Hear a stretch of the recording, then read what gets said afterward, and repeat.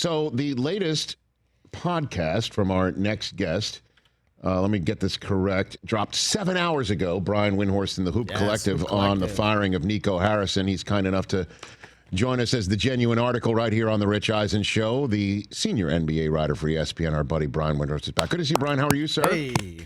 Hello, Rich. You can watch that podcast at like 2:30 or something Eastern on ESPN 2. Yes. Should you have nothing better to do. Listen, you and I, we're here. Our Overreaction Monday pod is on ESPN 2, 4:30 Eastern every single Monday. What we do, you know what we are? We're filler programmers. That's what we do. Listen, do you know how cheap we are to just slap on linear television? Brian, listen, you're a wordsmith, so you'll appreciate this. We're inexpensive, okay? You understand? Efficient. We are not cheap. Efficient. We're not cheap. We are inexpensive, okay? So why now? Why now in Dallas with this move with Nico, Brian? Well, I think they didn't decide to fire him yesterday. I think they had been moving towards that decision for a while, and only Patrick Dumont, the owner, or the governor, I should say, knows when he decided. But I think it was boiling over into what looked like was negatively affecting the players on the court. They were dealing with situations in their home arena that made it somewhat of enemy territory. And I think, they've played a lot of home games. I think they've played, if not the most home games in the West so far, nearly the most, and I think they've even got a bunch more coming up. And they were suffering at home because of how toxic the situation had become. And so I really think that and you would. I can't really say I've ever experienced this or seen this before, where a general manager's presence has been, affecting players on the court. But I think that there was some belief that was the case. I've heard some things, and there's also been some things reported elsewhere. I don't feel on solid ground to tell you exactly what happened, but there seemed to be some indecision within the organization about Anthony Davis's status coming back from the calf injury, and that may have played a role, but I don't think that was a defining factor. I think the owner, Dumont, came to just his second game he had been at this year, and sat there and watched the toxic atmosphere, had a fan come up next to him during the game. The game's going on. And by the way, with all due respect, they're not playing, the Washington Generals out there. They're playing the Bucks. Giannis is out there. Yes. And fans are coming up to him during the game to discuss the state of the team.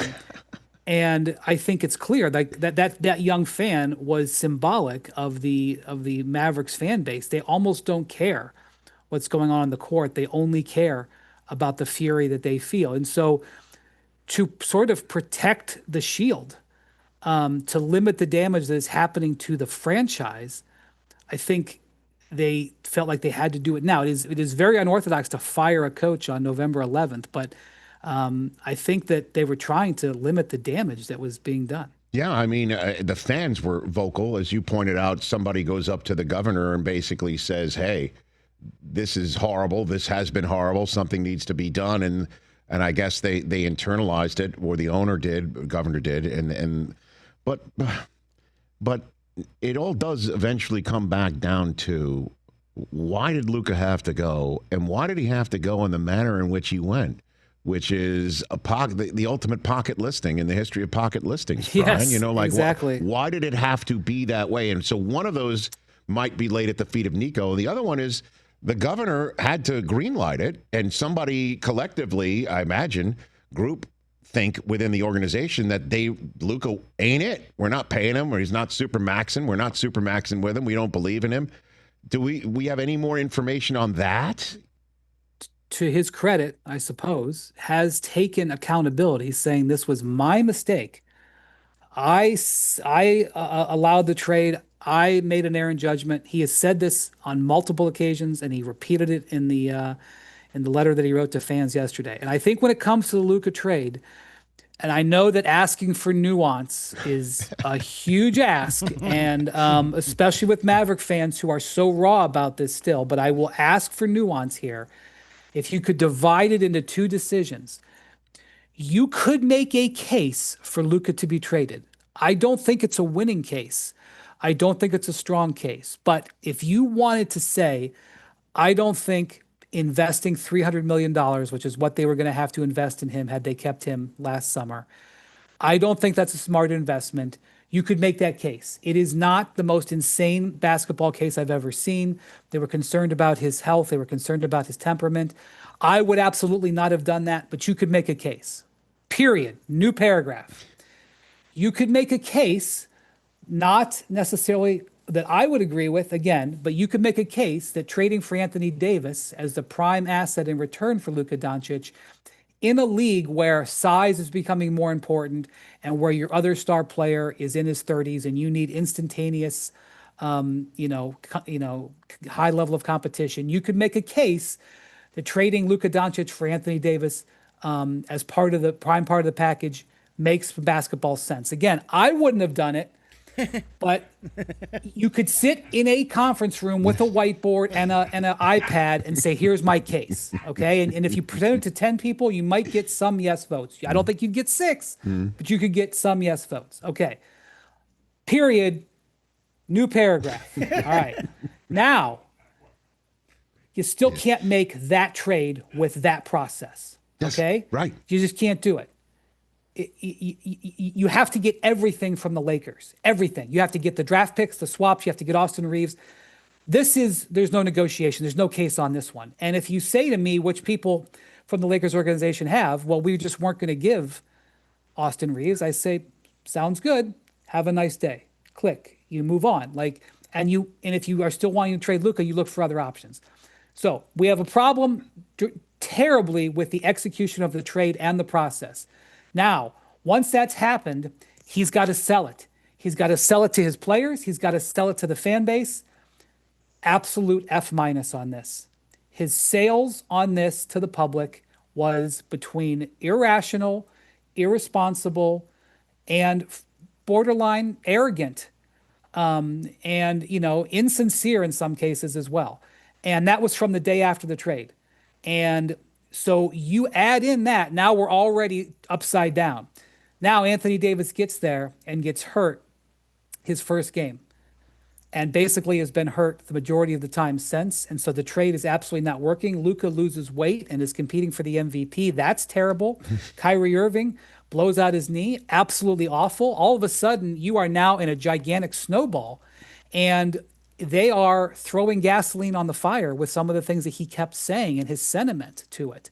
And so what you have is, yes, an idea to trade Luka Doncic, not necessarily the worst decision in the history of the NBA, but everything else after that decision has been handled horribly, and it cost him his job. And so why they did not go ahead and say, if we're trading Luka, then we're going to have to take the slings and arrows locally here for the next week, 2 weeks, knowing that he's on the block, knowing that no one wants him to go. But at least we're going to crowdsource with 29 other NBA franchises and get the best possible yield for him, as opposed to doing it under the table, basically, with one team. Do we have any more thoughts on that or reporting on that, Brian? I will tell you what has been said. Mm-hmm. And I will tell you that I find the explanation unacceptable. Okay. What has been said is that they felt Anthony Davis was the player that they wanted. I mean, I would have been like calling the Thunder and asking for Shai Gilgeous-Alexander. I know they're not going to make that trade, but that's, that's the type of calls that you make, right? Like, I would call and ask for Victor Wembanyama. Like, and I know that it will become, Shams within 24 hours will probably be reporting it. You'd have to understand that. But and I know that those teams wouldn't do that trade, but that's the kind of calls I'm making, right? They decided Anthony Davis was the guy.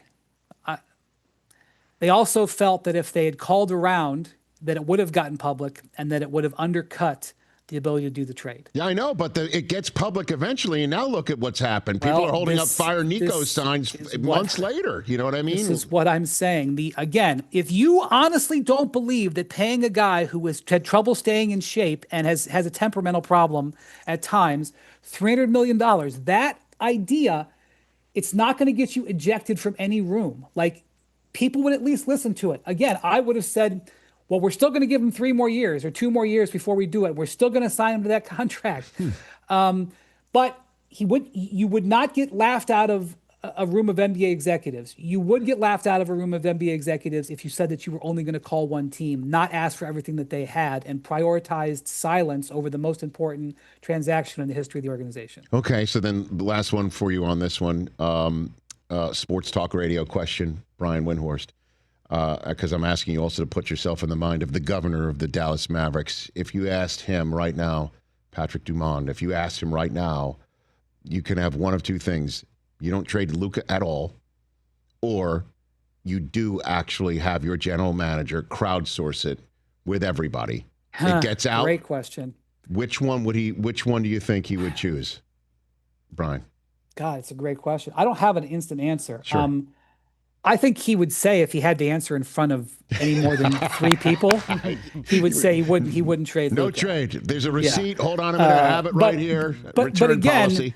Right. Again, it's not insane to look at this and say, because in the era that we're in the NBA right now, like, the worst thing that you can do is have a player on a massive contract that is below that contract. You're crippled.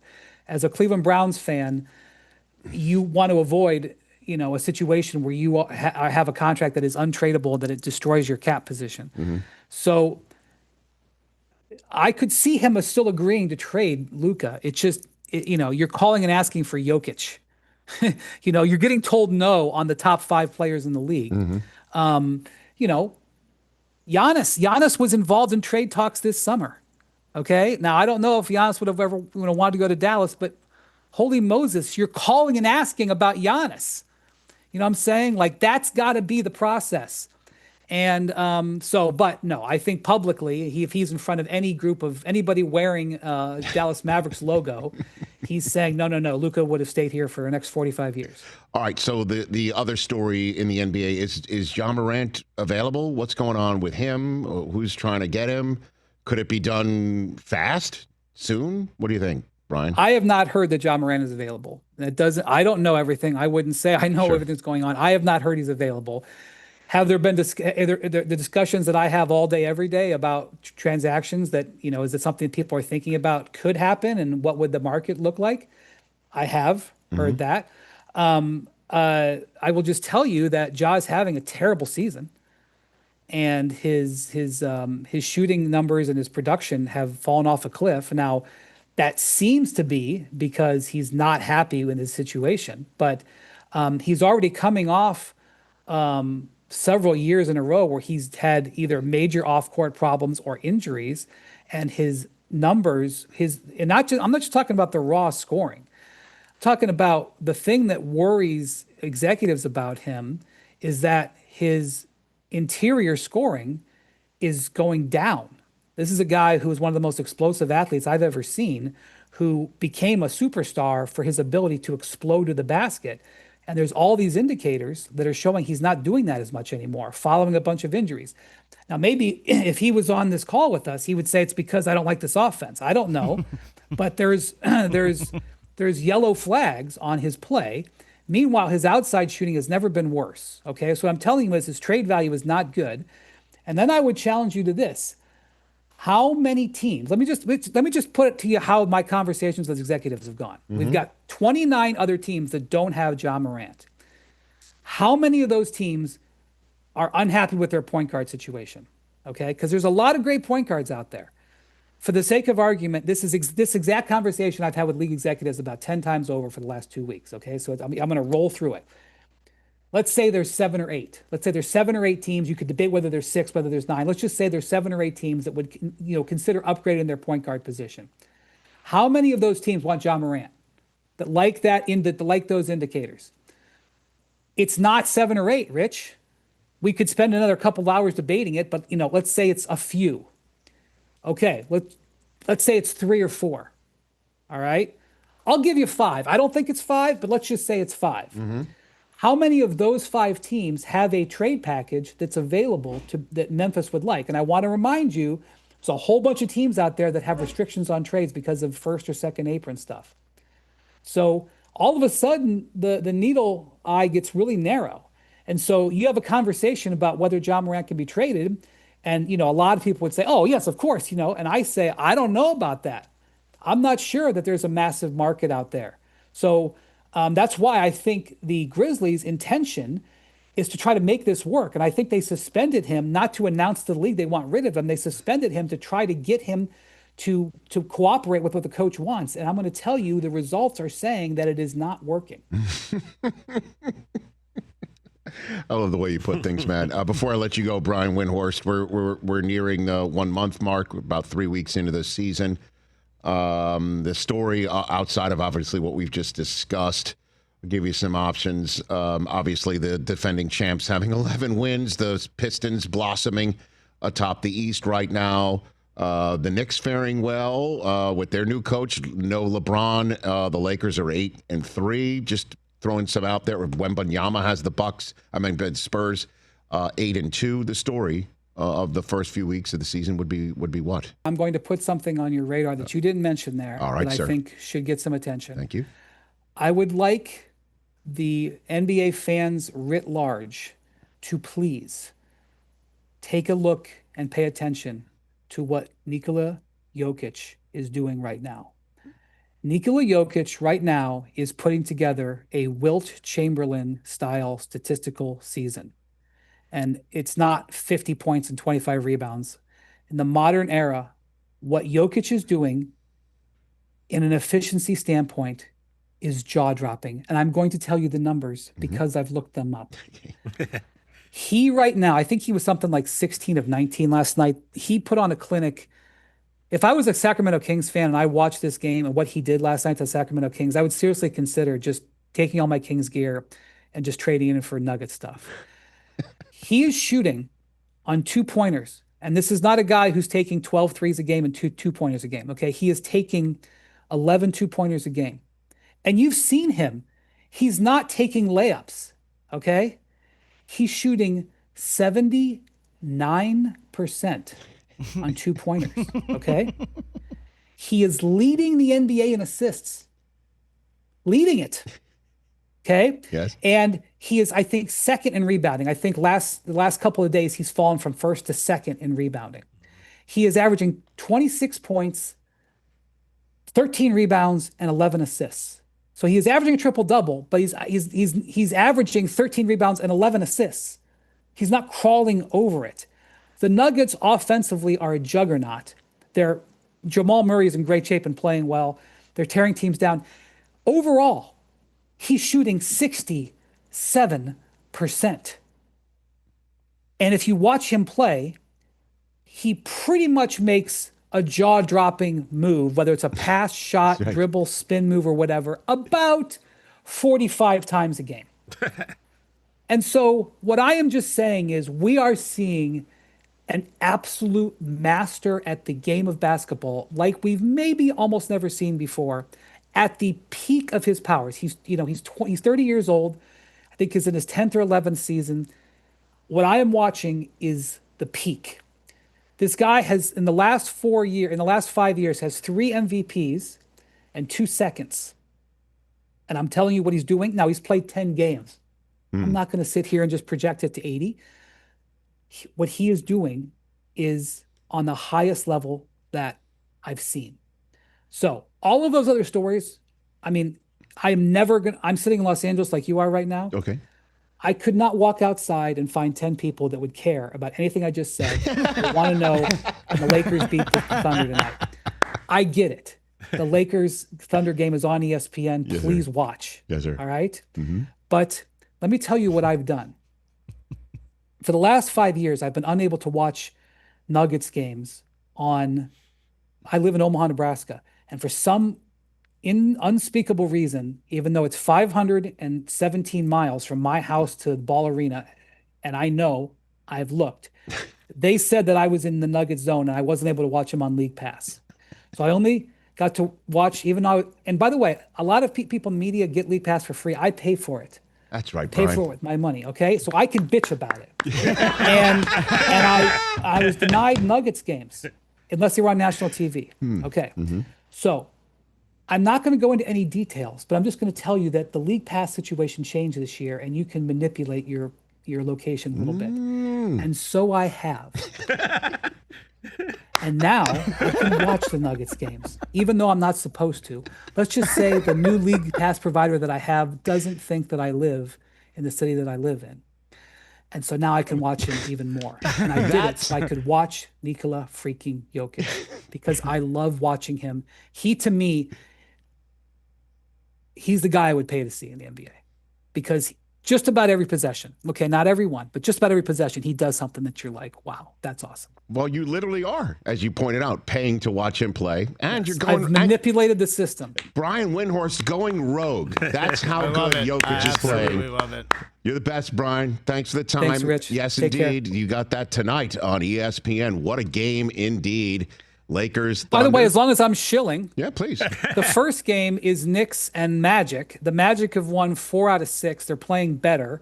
And the Knicks are 7-0. I think the Knicks have won 5 in a row, and they're 7-0 at the guard. Yeah. 7-0 at the guard. Right. So, good Eastern Conference game. And then later on, you can see if Luka can take down the Thunder in OKC. Also, it's an Inside the NBA night as well. So lots of reasons to flip on the aforementioned worldwide And let me leader in just say sports. that in the event that it wasn't an Inside the NBA night, you should still watch Countdown because we have a very good product.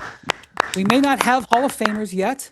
No, but it's all good. We have a very good product. Brian, it's there's many reasons to watch, including 2:30 Eastern Time, the Brian Windhorst and the Hoop Collective podcast on ESPN2. Thanks for the time, sir. And it may not be on 2:30. I don't even know what time zone I'm in right now, but it's on. You can see it at your leisure. Check on your YouTube local listings or your purveyor of podcasts. And if it's not available, just change where you live. Yeah, because it's worth it. Right. Just hit that Take tab. a page. If anybody asks, Rich, I live in Bozeman, Montana. Brian Windhorst, everybody. Fantastic.